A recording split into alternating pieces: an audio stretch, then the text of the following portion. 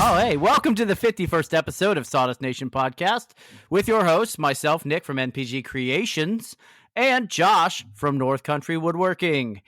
And that's right, we are here. We are ready to rock and roll. So let me tell you, before we get started, I want to thank our main sponsor for this episode, the folks that made it all possible for today. That's going to be National Abrasives. They are a Merca distributor, and they are outstanding. So we have a promo code for them. Josh, you remember what that promo code is offhand? I do. The promo code is going to be MSDN10. That's a 10% off discount. And to add on top of that, if you do not live in Pennsylvania, you'll get tax-free and free shipping over a certain amount. So great deal. Got to check them out. That's right. Whoever said that death and taxes were the only sure things in life? I live in Texas, so I don't got to worry about it. Anyway, we also want to give a shout out to Totalboat for being a great supporter of ours. And we want to thank Jtechphotonics. But now let's go ahead and get started with the shop talk. Josh, what you got going on in your shop, man? It's been a long week since our 50th episode. Yeah, man, that was a wild time. It seemed like those 3-4 days were just crazy. Well, let's see. What do we got going on in the shop? So both gun displays are complete. One was actually picked up today. I did not get a finished picture because the plaque and the verbiage was not given to me until yesterday night. They wanted it this morning, but I said, no, it can't do. You got to pick it up afternoon. That way it gives me time to, make the plaque. So I actually use a Glowforge for that. I'm using that more and more for my laser engraver needs, especially for like plaque and wordage and stuff like that. It just frees up the shop a little bit more. So, it turned out great. I'll eventually get a picture from them once they present it. The second gun display is basically complete. I'm waiting on a plaque they purchased. And I would have got it today, but the plaque shop that he purchased it from messed up, and he'll get it tomorrow.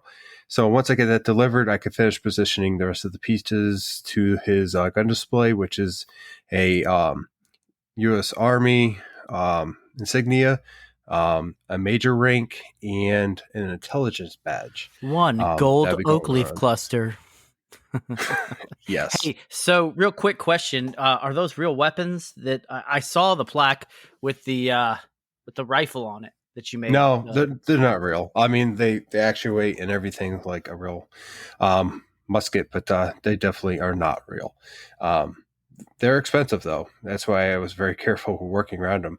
I mean, the sword alone on that one display is like a $350 sword. So like that entire display. Without my product was at least, I would say, close to $700-$800. Wow. They're not even like decommissioned military, or are they're just fake all around? Yeah. I mean, like I said, they actuate. You can bring them back and pull the trigger and they will actuate. But it's a replica. That's not real. And you had to, long story short, it was quite a trick to get them to Jersey. But yeah, the second one should be complete as soon as I get their plaque that they ordered, and I can attach it and basically hand it off. The shovel. Now, you guys all saw the video I posted about me engraving a shovel. It went so smooth and so good, there was bound to be a mistake on it. So, Lord and behold, I added an N where there wasn't supposed to be an N. So, needless to say, I now own a shovel that has someone else's name on it. Wait a minute. Wait, so what was the N for? So in the last name, it was like, I forgot, it's GILLETT, and I put ENTET. So did they buy the shovel and send it to you, or? Yeah, they dropped it off. So I looked it up real quick. There were some at Home Depot, and believe me, it would have been simple. Go to Home Depot, you purchase a shovel, you accomplish the engraving. They're like $12, right? Well, I go with the family after my wife's birthday lunch, and I run into Home Depot. I'm like, where's the shovels? Go to the shovels. They have all the shovels but the exact one. On their page, it says 30, but none there. They had to go check in the back. They said, yeah, we have them, but they're under a bunch of stuff and we can't get them right now. Screaming baby in the car, get home, call. We order it online. I bring the kids in the car because wife had an appointment. Go curbside pickup. They gave me the shovel. It's so dinged up and so like damaged. I can't use it for the purpose. It's supposed to be a gift. So I'm like, well, can't use this. So my wife comes back from her appointment. She buys 2 shovels. We finally get one that looks halfway decent. I grave it. He picks it up. And moral of the story is we had 4 shovels, 1 left. We're taking 2 back. And I now have a shovel with engraving on it. So You should have just returned the one with the engraving on it. They probably would have never known. I mean, oh, the seriously. guy's first and last name was on there. So I mean, those guys, those teenagers working the return counter are just like whatever, like yeah, you pretty know. much. But The shovel's broken in 2 with tape, and they're like, "Oh yeah, it's still good, brand new." I'll tell you what, Walmart would have taken it back. I bought an airsoft rifle at Walmart once, and I painted it up for Halloween. Gave it a nice little camo paint job. Threw it back in the box. Took it back the next day. That was a long time. They probably ago. thought it was part of the decal. Yeah, well, but yeah. So the shovel's out of the shop. I built a walnut memory box today. It was my first time doing it. And I used all the little. I was going to do dovetails and I was going to do this, but when I thought about it, I didn't really have the time to mess around getting everything set up. So I did miter corners and then obviously a slot for the bottom that slides in, and when you glued it together, it was in place. The top is incorporated into the box. I'll be cutting the top off once it's dry, but it's continuous grain around the entire box, and it's once Odie's hits it, it's going to be beautiful. It's supposed to be due tomorrow, but the hinges I ordered from Rockler are a couple of days late. And they'll be arriving the 17th. So I'm kind of working with a customer now, trying to figure out a good time to drop that off and still incorporate it as a gift because it's a gift for graduation. So it sucks that it's going to be late, but at least I'm able to put the right hinges on there versus throwing something on there just to get it out the door. I wanted it still to look good. So what else? We have 2 stove toppers. They both need to be, there's Nick, to be engraved. That's what I was setting up tonight, designing once I came in. I'll be engraving those tomorrow along with the coin. It needs a coin rack for the Gold Star families. They'll be at least holding 80 coins. So it's about 3 feet long and about 2 feet high. And there's going to be a 9-inch insignia for the Gold Star mothers families in the center. And so that should be completed by the end of the week as well. And then I have 3 mallets I need to do again. They just ordered 3 more. I just orders after orders coming in, man. It just seems like it's never ending sometimes. But those mallets are money. So. Yeah, well, you knock all of them out so fast. I mean, it's just that production line that you have going on. You do all your do all your similar cuts, and next thing you know, you're in business. See, I was smart. This last time where I had to do 9, I actually made 13. So you made extra just in case? Well, I knew they were coming because every time they come and they're like, "Oh yeah, we're gonna have more." I never make more. I just always like, okay, I'll wait until because I don't know if they're actually going to come back. But the fact they've ordered already, 13, 14 mallets for me, I knew they're coming back. So I already cut the mallet heads. They're rough shaped. They're not like ready to go, but they're close enough where, I don't have to take a slab and cut it down and do all, the things I normally have to do prior. So I should help. And the handles, I do need to get some more cherry for the handles. I am fresh out. Okay. Well, cherry wood's pretty cheap down here. Should take Good for you. $3 and I think it's like $3.50 a board foot for 4/4 rough sawn, and it's pretty too. It's not all knotty, but I like it knotty sometimes. Oh yeah, that rough knotty wood. Anyway, we're not going to go down that road. That's pretty much what I got going on in my shop. I have some other stuff, but I think we're going to talk about issues in the shop later on, and I'll save that for the end of the episode. So, man, to fill AJ's spot in saying this, I don't want to know. The world wants to know what is going on in your shop. Oh, well, there's plenty going on in my shop. So, the past week, since the 50th, the big 50, I've had a lot to do. A lot of orders came in for just a bunch of different things. So today I knocked out 3 carved out flags that are just on it's on cherry wood, but it's essentially 1x12 cherry, and they're about 22 inches long. And then, Mm-hmm. with custom engravings and all that, I have a coin rack to do tomorrow. I have the wood planed up and glued. I did the glue up last night. I'm also working on a 3-foot curly maple and walnut flag, Nice. which it's running right now on my machine. I'm watching it on my monitor here because I have my camera going. Fancy. But so it went together super easy. This flag did. Yeah. That people are saying that the lumber is getting super expensive and whatnot, but I mean, I agree in some aspects, but other aspects of it, like if you go to an actual lumber, like a lumber supplier, you're gonna get a Mm-hmm. better price. So I've been going to a place called Dakota Hardwoods down here, and I think yesterday after I got off work, I shot up there and I spent $125. I got 2 10-foot planks of cherry that were 4/4 that were like almost 13 inches wide.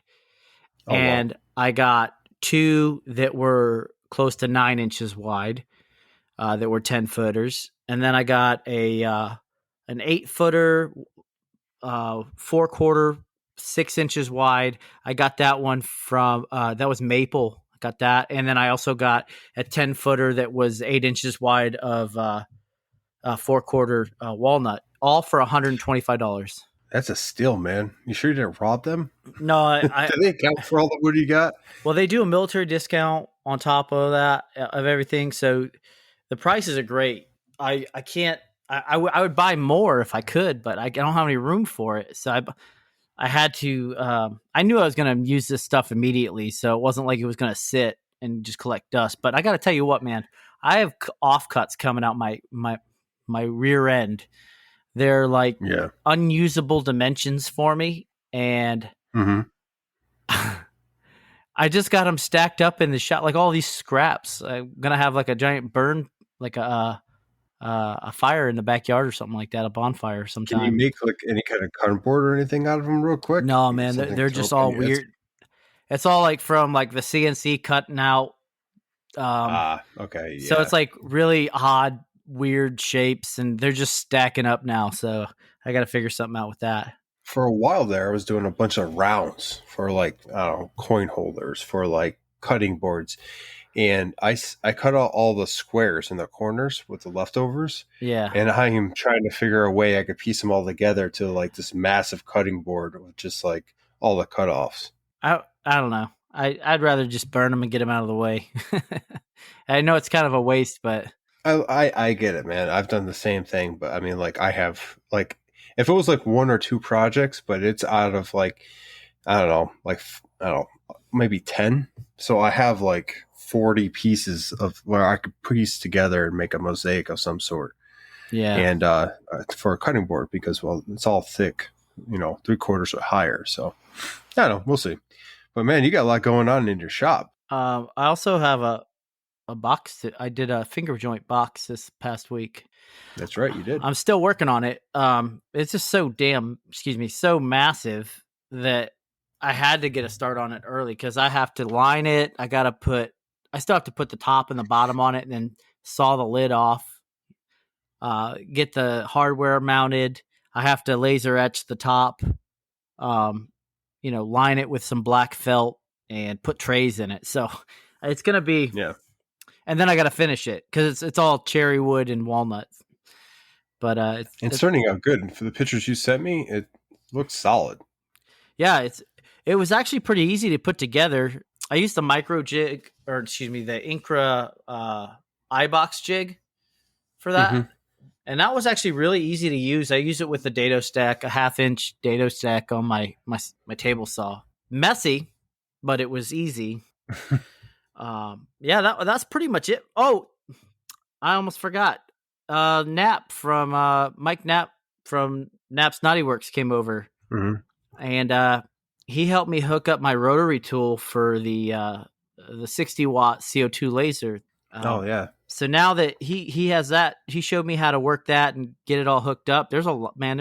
It's confusing, but now that I have all that hooked up, I started making like tests on tumblers and glass and stuff like that. So I think if you look on the Instagram page, you can see our Yeti tumbler with our logo on it. And I'm gonna start turning some of those out and listing them on our Etsy page. So Yeah, the one you did turned out great, man. Like I think it's gonna be.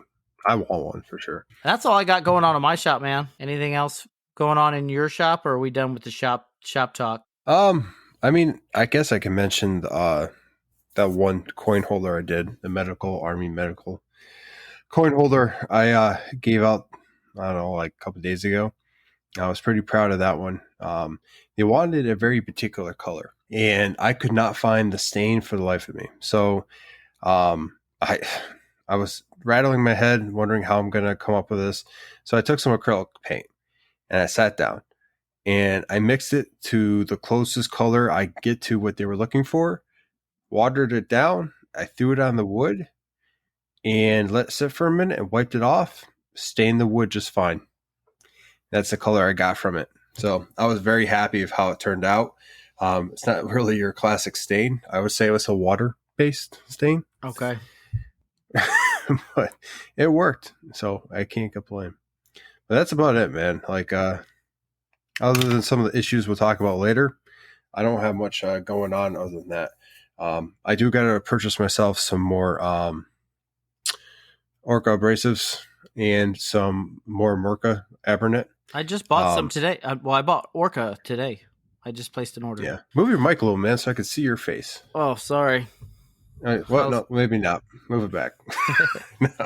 No. But yeah, man, I'm running low on sandpaper. I realized it quickly because a lot of stuff I've been working with has been epoxy and like just stuff that kind of gums up the sandpaper a little bit. Yeah. So I need some high quality sandpaper back in my life. And when it comes to, high quality, you can't beat the Merca Abernet and, their products. I'm still kind of dabbing into it a little bit, but and then Orca has these little sanding blocks that he hasn't released yet. He let us demo, and I had some, hints for him to better his product. And one of the things I mentioned to him is a different color, because the ones he gave us are like that grayish black. The green? And, oh no, the blocks. The blocks. Okay. The blocks. And I love the blocks. I use them like all weekend. And I said, make them a bright color, because I'd put it down and it just like blend in with everything. So much like his turns into a measuring tape as soon as you lay it down. Just disappears. Nothing worse than a dark color measuring tape, and that's all I have. I've been really tempted to actually spray paint my tape measures like fluorescent colors, just so I can find them. I mean, you could always dip them in radioactive material and they'll glow. Oh, you mean the pond out back? Yeah, I am my base. So I went on Merca or National Abrasives website today. Yeah. I was like, I need to get some Abernet, but I don't know what to get, because I only had like a couple pads, but I don't know how abrasive. Like, I don't know how rough the lower or the higher grits are. So I'm using traditional sanding discs right now, but the netting I think I used was an 80 grit net it came with my sander, and I used that to take down the corners on that box joint jig that I made to make everything flush, or at least make the corners to a point instead of all bumply with all the fingers sticking out. That did phenomenal job. I got all four corners done before that pad went kaputs, but and it worked fast too, man. Yeah, man, high quality sandpaper you cannot beat. Like, we both use stuff from Amazon where you sit there and you're like grinding at whatever you're trying to sand, and it's hours, and you have to change pads out like it's crazy because, well, it just doesn't last. But the Abernet, man, I tell you, like I used it was 120. Was using 120. I got done. It felt like it was 220 from the other sandpaper. Yeah, so that's what I'm worried about. Was like I wonder if there's a sample pack where I can buy to sample all the nets, because last thing I want to do is get something that's super high grit and then it be like super abrasive on something, and then you know what I mean? Yeah. Yeah, I absolutely sure they actually do. I'm actually looking at it now.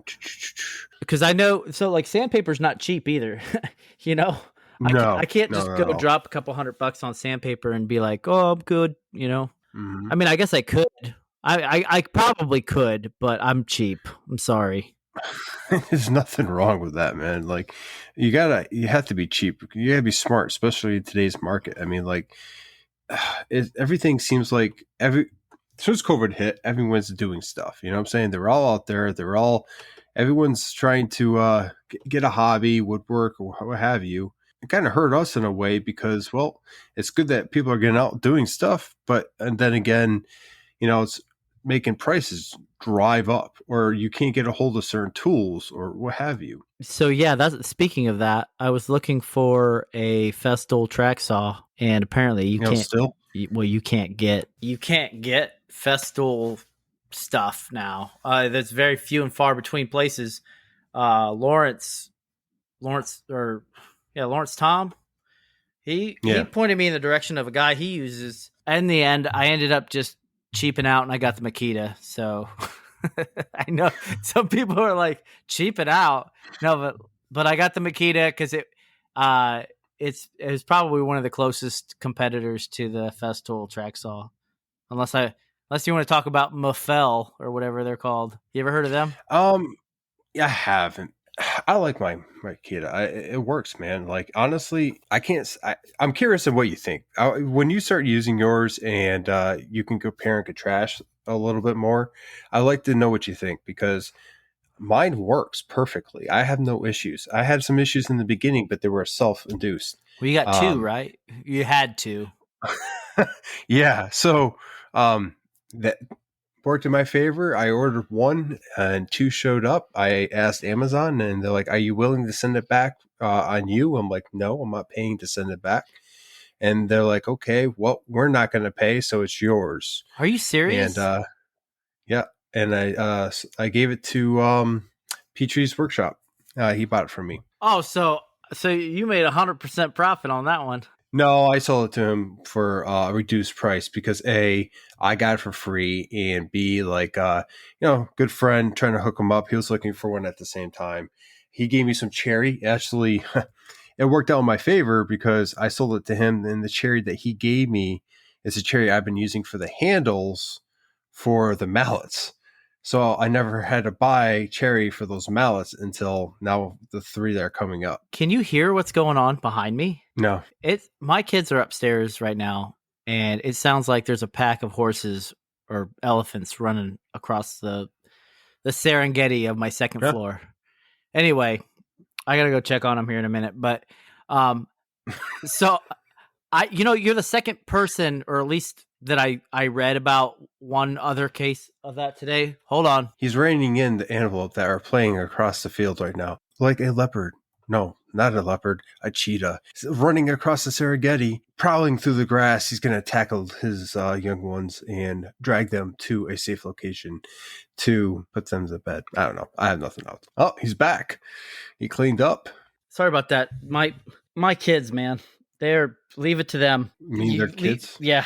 Well, they were like they were occupied and everything was going great, and next thing you know, it's like they just released all the ghosts out of the containment unit from the Ghostbusters Central. It was like, I haven't seen that movie, the original, in a long time.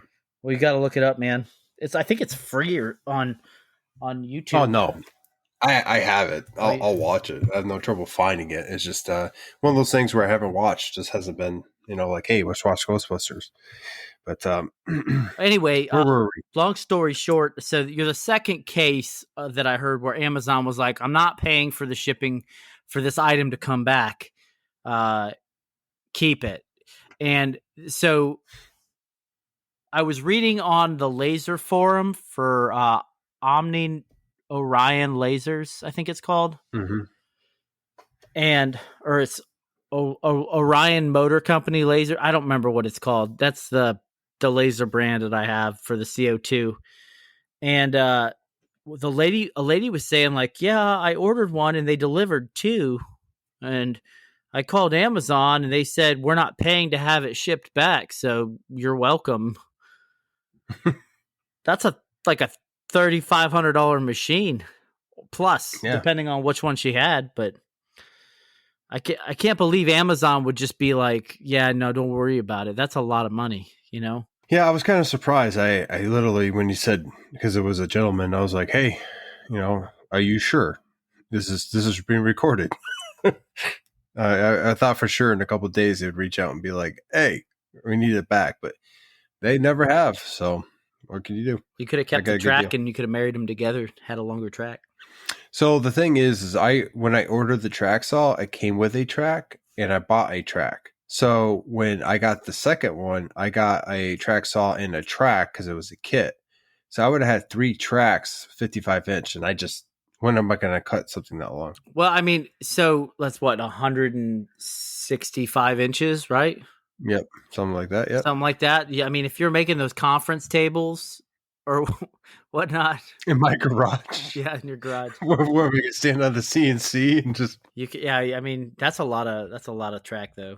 But I do need to get a longer track. I like the 55-inch track, but because with my experience is with a 55-inch track only, but it's been handy. But I realized that this kitchen table I'm building, I'm going to need a longer track because some of the things I want to do to this table that I'm not going to be able to do with, I don't know, maybe I could just buy a router bit to do it, but I want to do like the shark nose. And I think it's easier to do that with a track and then tilt the saw. Yeah, a little bit more control. You got a straight cut. You don't really have to worry too much about it. It's funny. You want to take one pass though, instead of doing multiple. Yeah. Yep. You want a long track and I need a shorter track, like a 33, 36 inch, maybe 24 ish, something around that, size, just because like there's a lot of times I'm not cutting a 55-inch piece. Something a little smaller would be nice, especially for like slabs and stuff like that. That's what she said. Oh, anyway. Hey, by the way, so did you put Makerism on one of the t-shirts? Oh. I can't see it. Oh, you're wearing it. The hashtag Makerism. Nice. I'm going to start putting things on cups. I think we should do a poll on what theme from our podcast should be on the cups on the other side of the logo. So yeah, that's a good idea. I think I want to do That's What She Said. We can come up with a list. If you have any suggestions, we'd love to hear them. Just shoot us an email or hit us up on the Instagram DMs. If you have any, wild ideas from our previous podcast conversations. Yeah, I can't even remember what I had for dinner tonight, so I don't even know what happened last week. You're lucky I'm here. Yeah. Anyway, we've got some questions, don't we? We do. Let me flip over my handy dandy notebook sheet here. And okay, first of all, these questions were submitted for our podcast, our 50th episode. And we apologize, but, having a guest, sometimes we go long when it comes to talking about, their background, what's going on. And when we get questions, we try to play them that episode. But if we don't, we'll play them for the next episode. That being said, Kumo wrote in and he, voicemailed in, and he left us this little gem.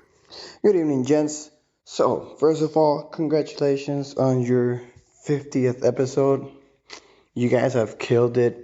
Episode after episode, it's all been awesome. Like, great information, lots of laughs, and yeah, honestly, like, I really hope you guys just keep it going, keep up the great work, and yeah, keep making some more sawdust. So, question: what is your favorite wood combination?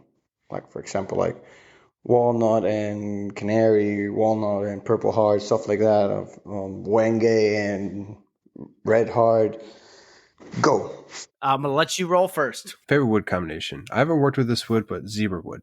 I really would like to get my hands on some and work with that. I think it would go really good with some walnut. But the stuff I have worked with, I like the way that walnut and cherry look together. It's one of my favorites. It's one of those things where, like, it doesn't go with every project, but it goes with most. Adding some Badook or some Purple Heart with it, it's a hard question. Easy question. Not really, because it depends. If I'm doing cutting boards, depends on how I'm doing them. If I'm doing a project. What do you think looks more aesthetically pleasing overall, like as on the whole? I like walnut on walnut. Walnut on walnut. Spalted maple with some walnut, I think, is like by far my favorite. I was saying earlier some zebra wood and walnut would be amazing, but I've not worked with zebra wood, and I don't know that falls within the bounds of the question. I agree. Walnut is king, per se. But so I have this combination that I use on some of my flags, and it's walnut and curly maple and or quilted maple. I'm not too much of a fan of the bird's eye, but the quilted maple and curly maple with walnut. If you can find curly walnut and combine that with curly maple, bro, that's one of the things that just kind of gets y'all riled up and hot and heavy about. Nothing like those curls, man. It's hard to find curly walnut though. It's not something that you're gonna see unless you go to like a super high end exotic lumber place. They'll carry it normally, but that's where I'm at. Curly on curly, the walnut and the maple. That contrast is just beautiful. And then the light hits it with the iridescence. It's just it's pretty amazing. It's an amazing thing. You want to talk about walnut when light hits it? There's a project up and coming. It's wedding a union piece. It's basically they're going to use it when they're saying the vows, they're going to put it together. It's going to be a heart. That's a puzzle piece. Each piece is a puzzle. They're going to have each of their names on it, and it's going to come together. It's going to be made of walnut. Their names are going to be carved into it. And they were curious because they really like the color orange. Hear me out. They really like the color orange. And they wanted to see what the orange would look like on the walnut. So I took a piece of scrap and I painted a little bit of orange on the walnut. It hurt me a little bit, but I did it. They decided to go with just carve and not the paint. But when he was looking at the piece I was doing, he goes, I want something a little bit more character. I'm like, hey, man, this has a lot of character. You just can't see it because there's no oil on it. And he's like, well, put some oil on it. What are you going to use? I'm like, I'm going to use Odie's oil. I put some Odie's on there and I did a side-to-side comparison. And he's like, that's whatever you just used needs to be on my piece. Yeah. 100%. Because it had some curl in it. And it like had the green and a little purple and like it just, that little scrap piece turned into like an entire piece on its own. Maybe I'll post about it on our page so you guys can see what I'm talking about. I can't believe you painted walnut. Yeah. I was going to get for that, but you're fired. I'm fired. All right. Now there's only one left. Well, I've painted walnut before, but usually it was just for like letters and stuff like that were in the wood that you engraved in the wood, but not like the act to conceal the grain or anything like that. So yeah, I wouldn't agree to that myself. It was just they wanted to see the contrast and comparison between non and with the paint. So I think that wraps that question up pretty good. Thanks, Kumo. You the man. Yeah, Kumo's actually a Patreon, and we thank him for joining us because he's one of the first ones to sign up. So if you haven't checked him out, you need to. He's doing some amazing work himself. His work has come a long way in the past 6 months. So. This dude is cranking out some super nice stuff now.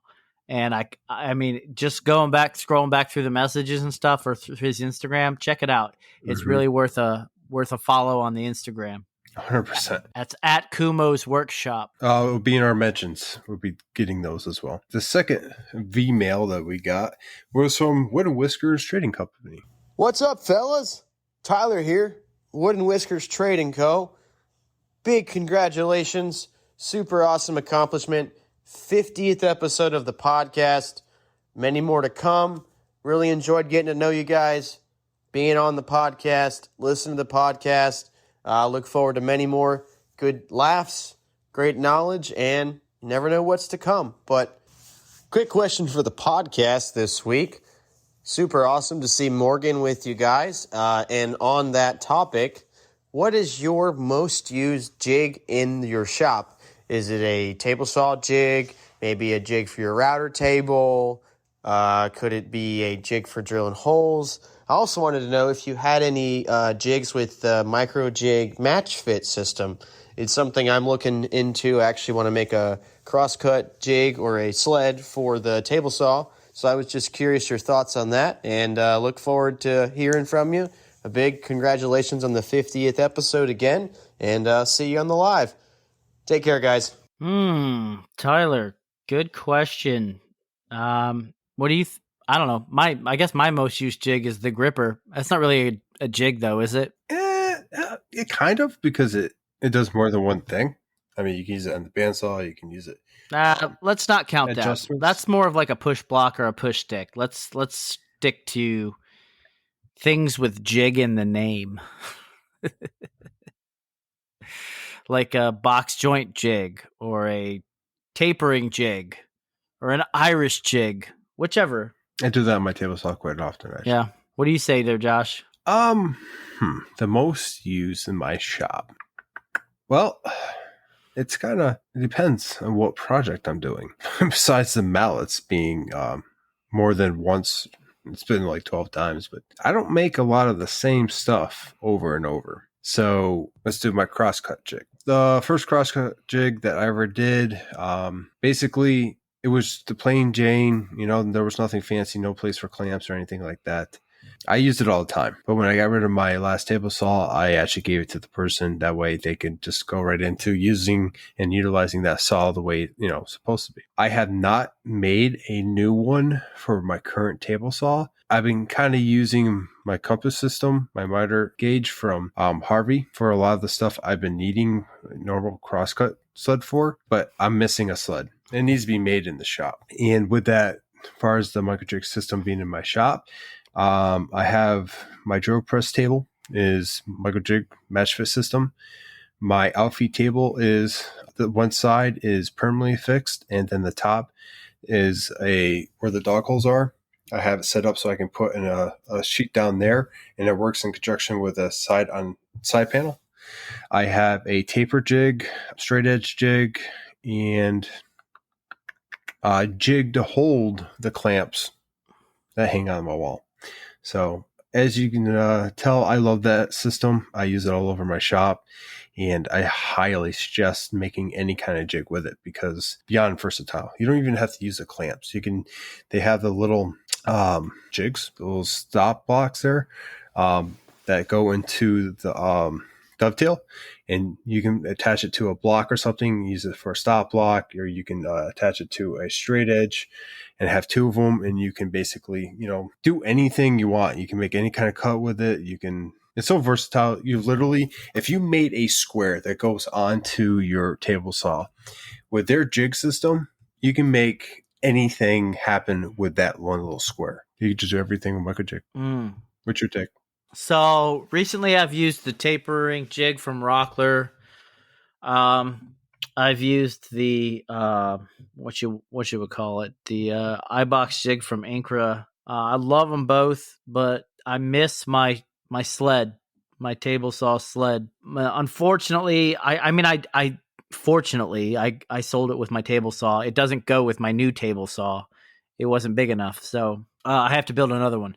But the one I built had cutting board to go into the miter slot, or not the miter slot. What do you call it? The track T? on the T, whatever track on T-track. It's not T-track on the table saw, is it? It's the the miter track. Miter track. Whatever it is. I had ripped up cutting board, like a plastic one, and I used that as to go in the slots. And then I countersink the holes that I drilled in it. Double 3/4 inch plywood for the base. I had grooves in the surface for T-track, and I had some T-track clamps in there. And then I also had a T-track clamp on the back fence where I could have my my stop block, all that stuff. It was a removable stop block. All in all, I think I spent 100 bones on it, maybe a little more. It was definitely a game changer when I made it. I do miss it. I remember when you made that, and it wasn't that long ago. It was before you moved, obviously. It was like December, I think. Yeah, because when you first made it, you sent me a picture, and I'm like, because like I said, the one I made had nothing in it. I routed some dovetails in there so I could utilize the MicroJig system in it, but that was it. It had one dovetail from each side, and that's it. And I saw yours, and I'm like, I got up my game. I just never did with that particular saw. Like if anything I ever made to help myself, like could compare, that was probably the most badass thing that I ever made. So for as far as jigs go, I mean, I had a spline jig and all that other stuff I made, but that's super simple, quick and easy, you know. Yeah, I have to make myself one of those now. I got a nice fence I can utilize. I got to make one of those. There's a couple of jigs I need to sit down and make. I think that about answers that. I don't really have any experience with the other tools from MicroJig that Tyler spoke of. However, Tyler, if you have that, please let us know how it is, because we'd love to know. Thanks, Tyler. Yeah, actually, thank you to both of them. They wrote in on the 50th episode, and we're sorry we didn't get those questions there on that episode. But. Yeah, Morgan Hopp is a very busy man, let me tell you. He had us on a short time. No, I'm playing. He's so laid back and chill, man. That dude is awesome. He'd be fun to hang out with, not in a weird way. So topic of the day. I think we agreed on issues in the shop. What? I want to hear more about that issue that your order got canceled. Oh my God. Okay, so some of you know, because I mentioned it here and there, I ordered another laser. I might have a problem. Pew, pew. But no, I was scrolling through Marketplace, like we do, and a 30-watt laser diode came up, and it was like 200 something. And I'm like, that's very cheap for a 30-watt. So, and it was it's smaller, and I could definitely utilize it in the shop. So I'm like, oh, bye. And I told my wife, and I slept outside the next day. Anyway, no, I bought it, and everything was going good. I'm expecting to see, hey, this item has shipped because it said free shipping. So I was excited about that. Instead, I got a cancellation notice. Where'd you buy it? eBay? No, Marketplace. Oh, so it was used? Yeah. Oh, okay. And nothing, no message, no hey, this or that from the seller. And I'm like, oh no, that could happen. So I messaged him. I said, hey, what's the deal here? Can I ask why you canceled the order? It's been like a couple days and you took my money. I have to make sure I got that back, by the way. And they're like, well, it was pending before you bought it. It was supposed to be local and not shipped. We hit the wrong setting. And I'm like, I didn't answer them back because I was afraid if I answered them back, my message would have been very lengthy and not professional. Because I was really looking forward to having a 30-watt laser in the shop. I could do 2 mallets at the same time versus 1. And the 1 would have been extremely, quite a bit faster than my 10-watt. And now that's not a thing. So, oh well, missed opportunity, I guess. Well, I've had that happen, but never on Facebook Market. I typically don't order anything on Facebook Market that has to get shipped. You know what I mean? It's just too much of a hassle, and people are so not trustworthy. True. I'll do it on eBay, though, but eBay holds people accountable financially. If you pay through PayPal, you're financially backed and all that stuff. So, well, I'm getting back my money. It literally said in the email, you should receive your money returned to you, and Was it Checks 2 to in the 3 mail. business days? Yeah, pretty In the much. mail. Thanks. No, Really, it's all thanks. good, man. Beware, if you order a diode laser that's used from somebody anywhere, doesn't matter if it's Facebook, OfferUp, whatever, and they ship it, it better be in one of those electromagnetic bags. Yep. 100%. Because, or at least the driver box if it's not, then you get that laser and it's just like it, throughout the postal system and all that stuff, they use like magnetized equipment or whatnot, and it just jacks it all up. So just keep in mind, if you're ordering from a third party, please make sure, that they ship properly.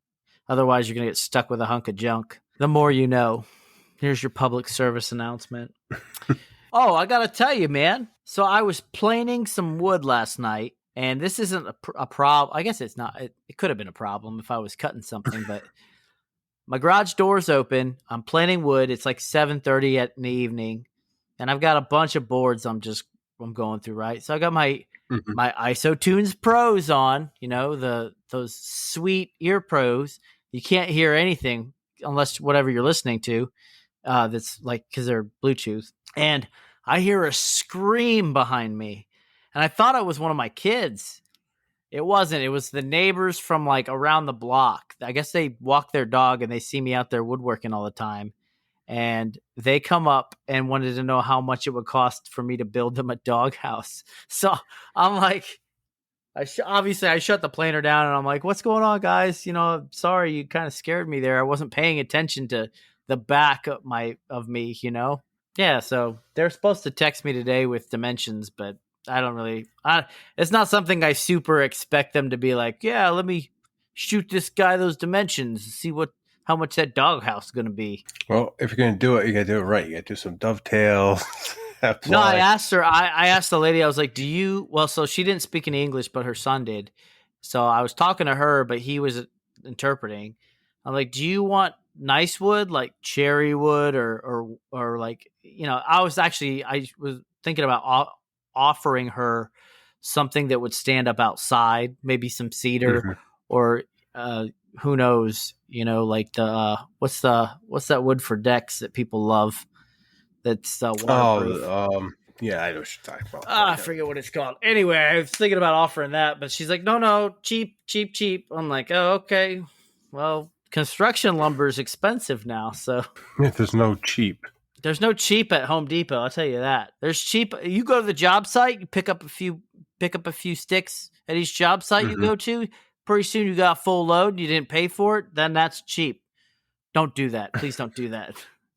I build my cutting boards out of 2x4s that I plane and rip down. Oh yeah, that's how I started, man. You made cutting boards out of 2x4s? No, dude. You know how like that would last maybe a couple cuts on the knife, and then you'd like breach the. Well, it depends. If you did end grain and you did like a butcher block style, I don't know, man. It's so soft. It's such soft wood, though. I know, but big old blocks every time it gets bad. It might work if you pour some Totalboat epoxy on top of it and let it. Boom! Yeah, there you go. You're welcome, Totalboat. We're giving people ideas now. You're going to go out to their local construction, like houses being built. You're not doing that. We don't. Nope. Do not do that. Don't do that. That's Stop not. it. You're not allowed to do that. That's illegal. You know what illegal means, right? It's just a sick bird. Oh man. What else going on, man? What's grinding your gears? Grinding. Well, to tell you that marketplace BS did. I was not happy with that. Well, prices of lumber. We talk about that almost every episode, but every time I go in there, it seems like it rises. I went to buy a board, spent at least like $12, and it was a board that usually cost me $3. So a board of what? That's fun. Pine? It was just pine. Yeah, nothing too crazy.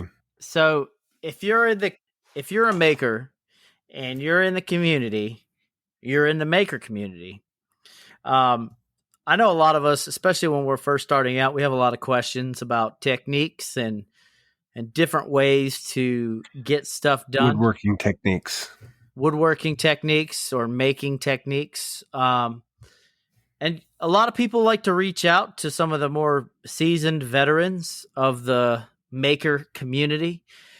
But there's this whole thing going on now. It's called the Maker Community Project. And if you go check out Veteran Woodco's Instagram page and go into his link tree, you can find some T-shirts. The T-shirts I bought I think it was like $30, but it's for the Maker Community Project. The reason, this is how it works, right? Say you message me or you message Mike from Veteran Woodco or even Josh, and you want to get walked through or talked through something, whether it be a vector file or a technique on how to do something. I mean, typically we don't charge anyway. I mean, Mike might, but typically I don't charge people. But what I've been telling people is like, hey, look, I'll tell you how to do this. I'll show you how to do this. And this is what Mike does. And I'm sure Josh is on board with doing this. You don't got to pay us, but in order to, pay it forward, I guess, is after we show you how to do this specific thing, go buy a T-shirt from the Maker Community Project. And what that does is that funnels money towards a charity that helps disabled woodworkers and disabled makers either get safety equipment or get better equipment so they're not hurting themselves. If you go back and listen to the episode we had Mike from Veteran Woodco on here, he'll explain the whole thing. Do we have a link on there to his to the page or to his I don't know. I could definitely take a look, and if we don't, we can set that up. But it's such a darn good idea that, I mean, we're all here to learn and grow. Well, we're all here to learn and grow regardless of skill level. Some of the best guys in the world aren't the best at everything. So how do you learn? You either A, trial and error, or B, have somebody teach you. And all about teaching, all about, paying it forward. And because a lot of people like Josh and Mike, and they mentored me as well when I needed stuff, some information or a technique. Goes both ways, man. But immediately I went out and bought this T-shirt because you know what? I owed it forward. Absolutely. And if you go into Mike's Linktree and click on the store, go to the T-shirt section. You're going to go to the very last page. It's the last shirt there. And it is $30. You go ahead and purchase that. All proceeds will go to the project. We do not have that in our Linktree, but we definitely can add it. We just have to, work that out with Mike a little bit so we can, add that for your convenience. And 100% agree. If you feel like you need to pay it forward, there's multiple ways you can do that. You can go ahead and support the maker community. You can go ahead and join our Patreon, or you can go on our Etsy store, which is the Sawdust Nation Pod Shop. And there you can buy shirts from us or for the podcast as well. Yeah. So, I think it's Sawdust Nation Pod Shop, is it? You created it. You should know. We should probably add our stuff on there too. That way they can find all of our stuff in one stop. Basically, all the proceeds that we're doing, it's not going to a charity unless you call Nick a charity. It goes to basically the podcast itself. So any kind of payment we get from the Patreon or from shirts or whatnot, it goes into a fund. We use it to pay, the bills for the podcast and whatnot, giveaways. And we're hoping that we get enough to do a meet and greet sometime at the end of the year or beginning of next year when it's, not winter. Or maybe we could just go down to Texas and visit Nick. But I know there's a lot of East Coast brethren and sisters that want to meet up and hang out. So maybe we could pull Nick from the deep south or somewhere in the middle. So, yeah, it is Sawdust Nation Pod Shop. I did come up with the name. You're welcome. It's all one word, though. Sawdust Nation Pod Shop.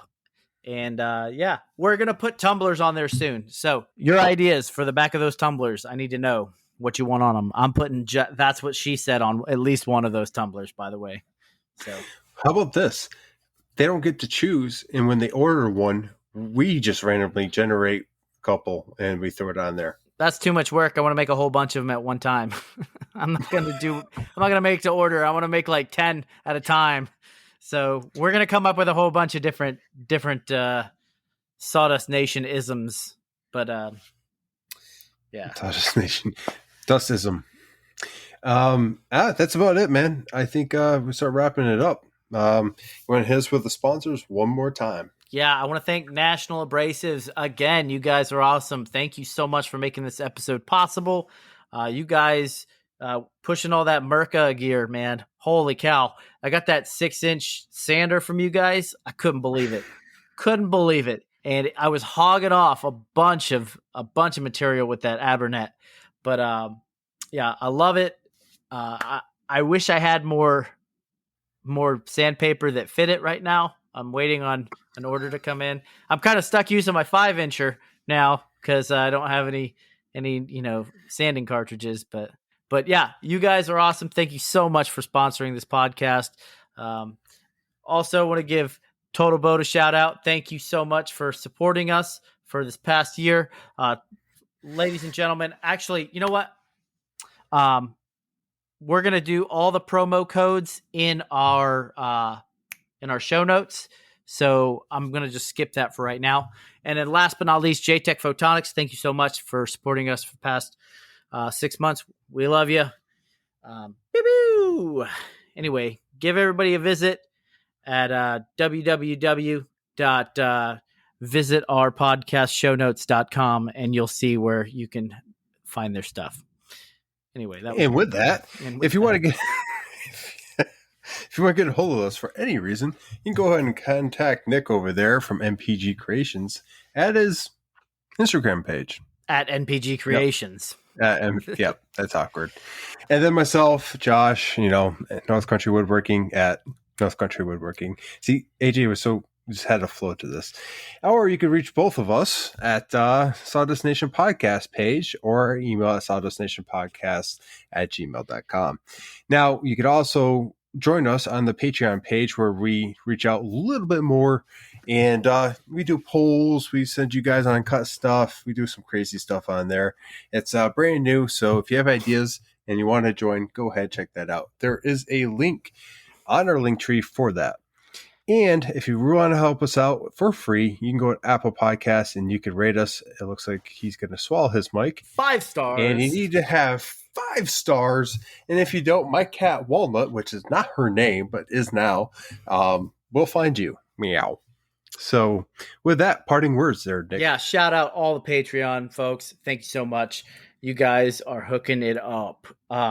Last but not least, I want to let everybody know you can pick your friends. You can pick your nose, but you can't pick your friend's nose.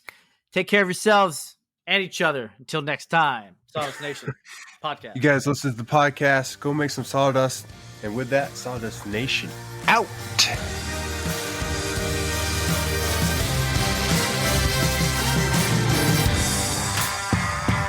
We out. Oh man, I thought you. For you. Did you really think I was going to say about 5-inch or 6-inch? Or No, I thought for sure you're going to be like, yeah, my 6-inch, and then I went to my 5. I thought you were going to leave the sander out of it.